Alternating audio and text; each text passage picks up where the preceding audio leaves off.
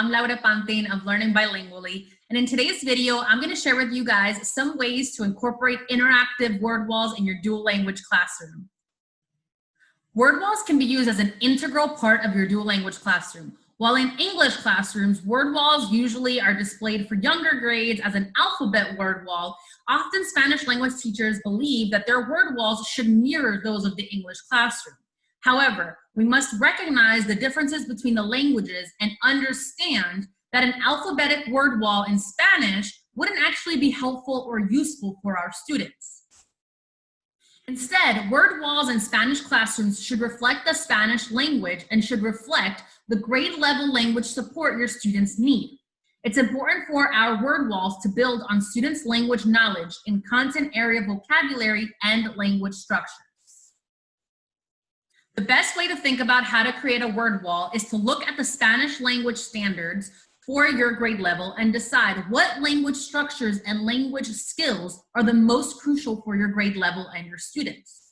From there, you can decide what types of word walls would be most useful for your children. I also want to emphasize two things. One, you can have more than one type of word wall in your classroom. And two, word walls are the most effective when they are interactive and student-centered or student-made. Book, Teaching for Biliteracy, Strengthening Bridges Between Languages by Karen Beeman and Cheryl Uro. They share different types of word wall ideas that would be more appropriate for Spanish dual language classrooms. Here are some suggestions from their book on different grade level word wall ideas. So here is an example of kindergarten and first grade type of word walls for Spanish that you can implement in your classroom. In kindergarten, you can focus on word walls that have to do with the syllables and how syllables join and make words. Word walls with words with syllable patterns or with articles, la, el, las, los. Words with silent letters, words with B grande y B chica. In first grade, you can have word walls with high frequency words that are often misspelled, or high frequency words that need accents or tildes, word walls on word families, or word walls on words that have the same sound but different letters. Here is an example of some word walls for the Spanish language that you can utilize in second and third grade.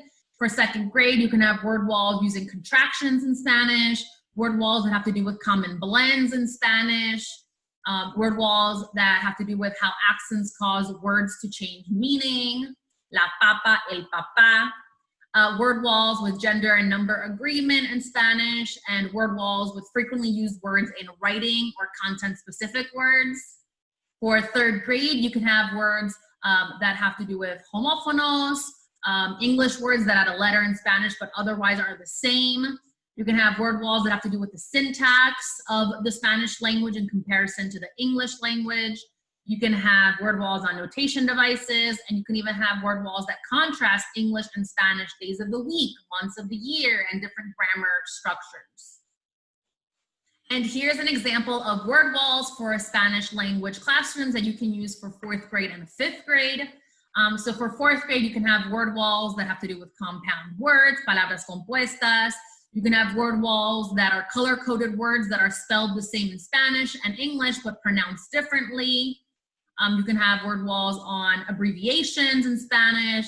You can have content-specific vocabulary for each subject area with cognates. For fifth grade, you can have word walls that have cognates and technical vocabulary for your subject areas that you teach in Spanish. You can even have word walls that have to do with the study of morphology, prefixes, suffixes, and word walls that compare and contrast English and Spanish syntax and writing mechanics. And you can even have word walls that have los regionalismos. So, for example, a word and how you say it in different Spanish-speaking countries. When I taught kindergarten dual language, I had an interactive syllable word wall and a student-created cognate word wall.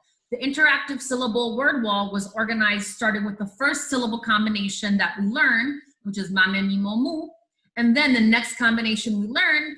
And so the wall was organized in the sequence that I taught the syllable combinations.